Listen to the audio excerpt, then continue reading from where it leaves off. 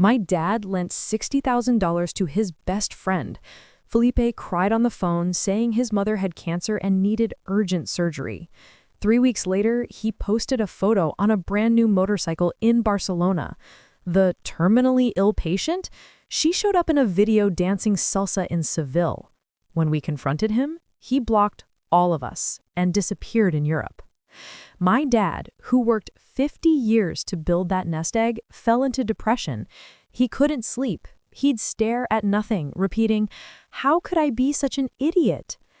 That's when I decided I wasn't going to let this con artist enjoy a single dirty cent of my father's money. I hired an international lawyer. We tracked his every move, froze his accounts. And what happened next? He didn't expect it. Nobody expected it. Felipe and my dad had been friends for over 25 years. They met on a construction project and became practically brothers. Felipe was at every birthday, barbecue, Christmas. I grew up calling him Uncle Felipe. When I graduated with my business degree, he was there in the front row applauding. When my dad had heart surgery 5 years ago, Felipe slept at the hospital 3 nights straight. This was the person who called on a Tuesday, voice choking, saying his mother had been diagnosed with pancreatic cancer, advanced stage. She needed experimental surgery at a private clinic. Insurance wouldn't cover it. He only had $15,000 saved. He needed $60,000. Fast. My dad didn't think twice. He went to the bank the next day. Felipe signed a simple contract, handwritten, but signed, promising to pay it back in 6 months, with minimal interest. He cried with gratitude. "You're saving my mother, Ricardo. I'll never forget this." 3 weeks of silence. Messages read, not answered. Until a mutual acquaintance posted, "So jealous of these two living the European dream." Photo of Felipe on a red Ducati, helmet in hand, big smile, Barcelona in the background. My dad went pale when I showed him. "It must be old," he mumbled. But it wasn't. The date? 2 days ago. I dug deeper. Instagram of Dona Helena, Felipe's mother. Recent videos. Her dancing in a salsa class, drinking wine. 0 signs of illness. Dad. He lied. He made everything up. My dad didn't want to believe it at first. He called 14 times, sent 40 messages. Until the response came, "Number blocked." I'd never seen my dad like this.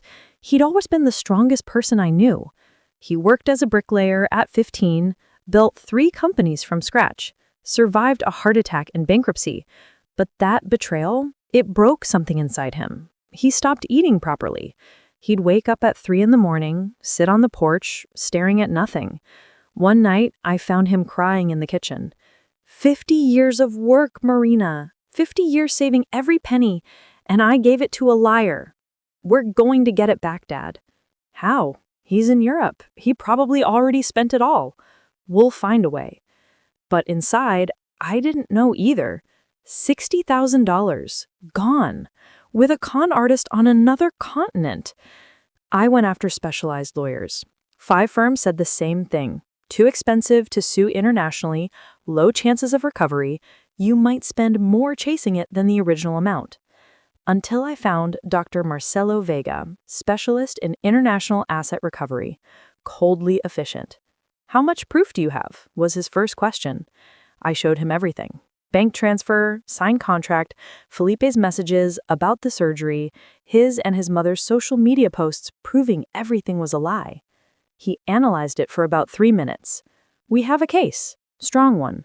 I'll need $20,000 up front. If we recover, I keep 20% of the total amount plus costs.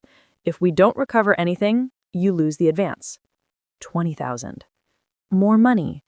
Risk losing 80,000 total? I looked at my dad. He was so distraught he didn't even react. "Deal," I said. Dr. Marcelo worked fast. He discovered Felipe had opened an account at a Spanish bank, used connections with firms in Madrid, got a precautionary freeze order in less than 2 weeks. He tried to withdraw €8,000 yesterday. Transaction denied.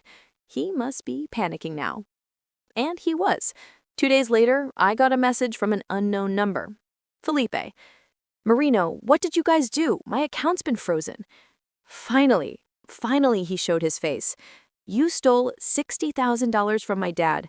You made up that your mother was dying. You went on vacation in Europe with dirty money. What did you think was going to happen? I was going to pay it back, I swear. I just needed this time. You're on a 70,000 euro Ducati, Felipe, staying in luxury hotels, posting every day at expensive restaurants. Doesn't look like someone saving up to pay back. Silence on the other end. Donnie Helena doesn't have cancer. She never did. She posted yesterday dancing salsa. Look, it was a misunderstanding. She had a scare, some tests. Stop lying. My voice came out louder than I expected. Stop lying. You made everything up. You used my dad's 25-year friendship to steal his retirement. At least admit that. Long pause. When he came back, his voice had changed. It wasn't the affectionate Uncle Felipe anymore. It was someone else. You won't get anything. I know the laws here. International lawsuit takes years, costs more than it's worth.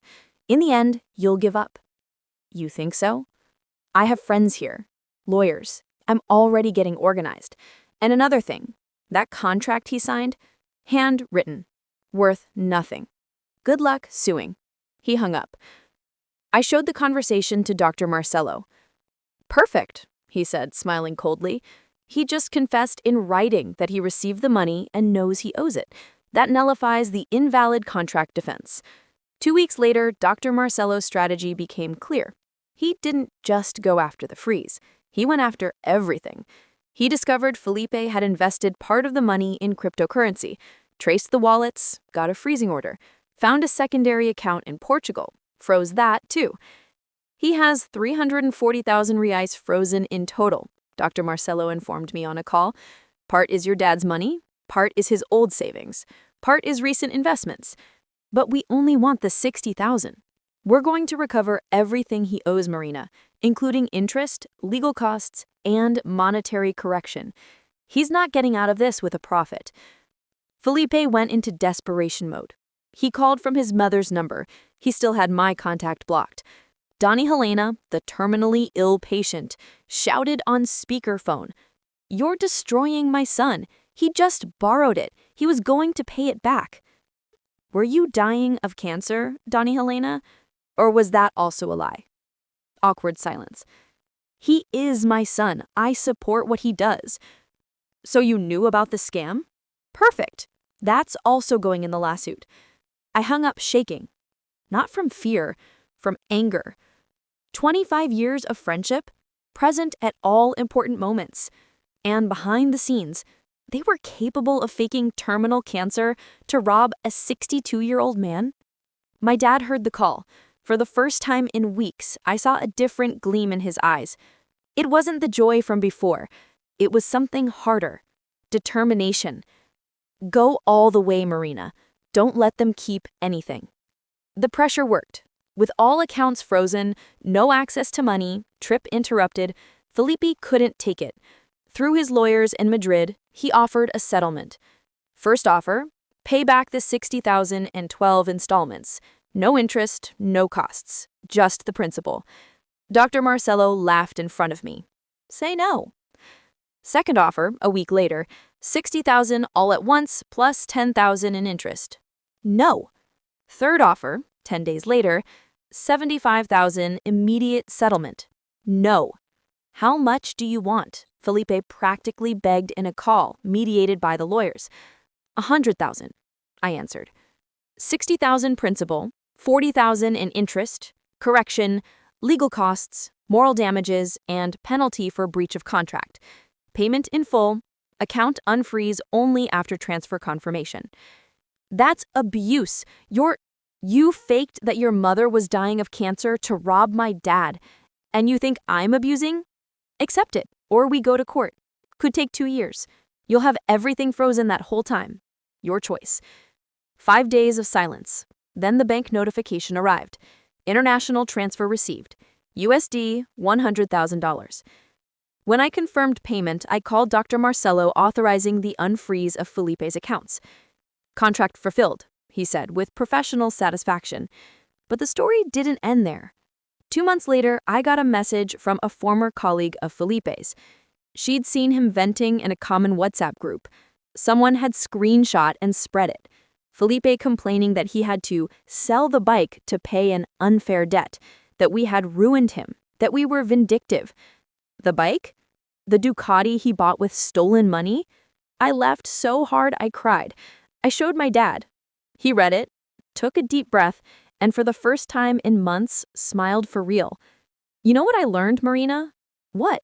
That true friendship can't be bought, and that a child who fights for justice is the best investment we can have. He took part of the recovered money and finally took the trip he'd been postponing for years, visiting Patagonia. He came back with photos, stories, smile on his face. Felipe? I heard he returned to Brazil 6 months later. No bike, no European glamour, reputation destroyed. Several people from the old social circle distanced themselves when the story spread. He tried to add me on Instagram once. New profile. I blocked immediately. Some bridges don't deserve to be rebuilt. Today, when people ask me if it was worth investing $20,000 to recover $60,000, I answer, it wasn't about the $60,000. It was about my father's dignity. Because money we can recover. But seeing a 62-year-old man who worked all his life, who was too honest, being used like an idiot, that's priceless. And there's no forgiveness.